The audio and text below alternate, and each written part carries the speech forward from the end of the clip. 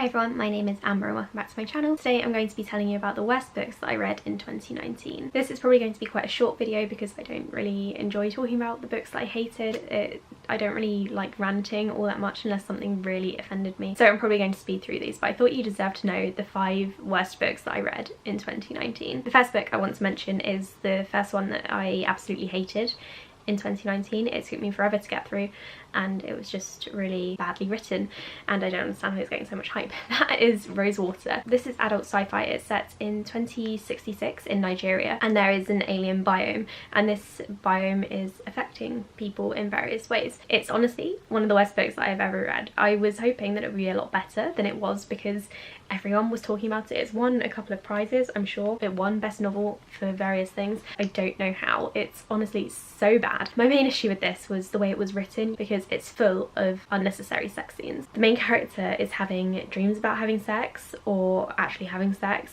at least every other chapter. It drove me absolutely crazy. These scenes weren't there for a reason either. They were just thrown in there and I really did not appreciate them because they were also really boring sex scenes, so they weren't anything entertaining. Yeah, not a very well written book. I don't really know what the author was thinking.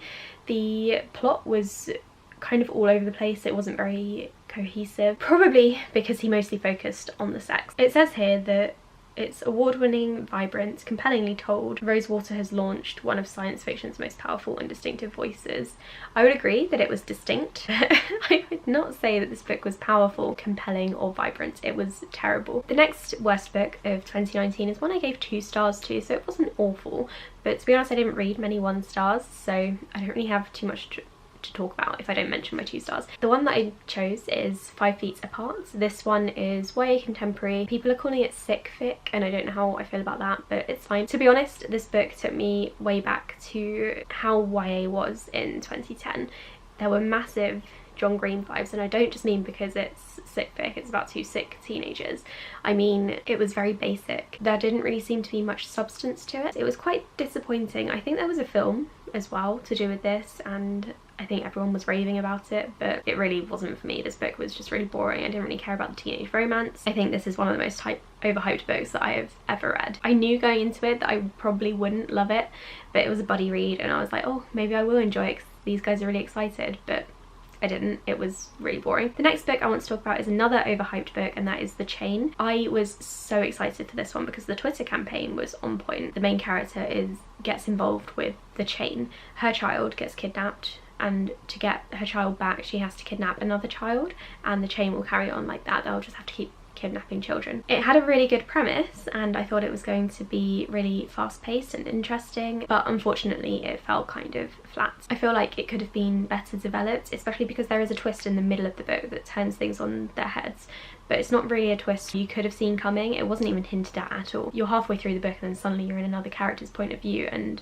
a different time, and it was just a bit confusing and convoluted and I didn't really enjoy it all that much. It honestly felt like 2 different books. I'm really sad that I was drawn into this Twitter campaign and was hooked because I was very, very excited for this one, and if I hadn't seen all of that going on Twitter I probably wouldn't have heard about this book. The next book, and I'm so sorry Justine because I know you just got this one as a gift, but Here There Are Monsters. This book was awful and I gave it 1 star. It's about 2 sisters, I can't remember their names, Sky and Deirdre. First of all, who's calling their daughter Deirdre in 2019. These 2 sisters have slowly been growing apart. They used to hang out together a lot and play all sorts of games. The older one, Sky, has a bunch of new friends and Deirdre gets jealous. Deirdre then goes missing. Sky has to try to find her sister, find out what happened to her. All of these things had the ingredients for a very good book and unfortunately it was written really badly, and I think this might be the author's debut. If it is, then you could tell because I don't think the writing was very well developed or all that engaging. It felt very basic. I feel like if the author had practiced a bit more she might have done a better job. I don't know.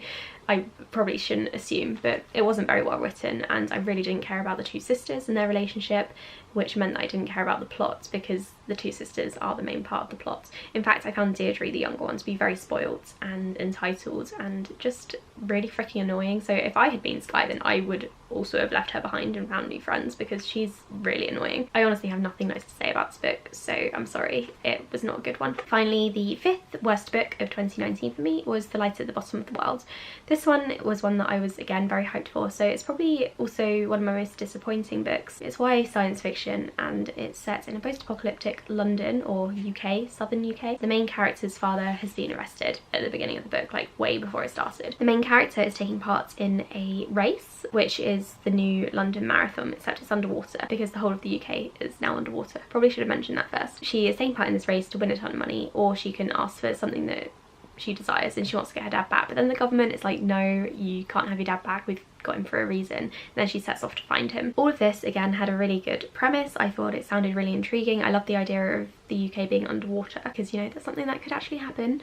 There's a lot of flooding going on right now. I thought it had a lot of potential, but it was kind of boring. I didn't really care for the main character, and then we spent the majority of the time following the main character from traveling from one place to another and not really much world building going on, and the world building is probably the part that I was most excited for in this book, as I would be in any post-apocalyptic fiction book. But instead she was sort of travelling from London to Cambridge to various other places. It was just really boring. Most of it was just her travelling and I didn't really care for her, so I didn't really care about the book. I also didn't really care for the romance. That was the most obvious romance I've ever read. You just knew it was going to happen, and so I wasn't very shocked when it did. That was also a bit disappointing. This whole book was disappointing. I'm just really sad. So those are the 5 books that I thought were the worst of 2019 for me. It does make me feel a bit better that I didn't have too many 1-star or 2-star books in 2019, because that means that I'm really good at reading or picking the books that I'm going to like. I'm hoping that 2020 will be even better and I'll have even fewer horrible books to talk about with you next year. Thank you for watching my video. I'll speak to you all in the next one. Bye!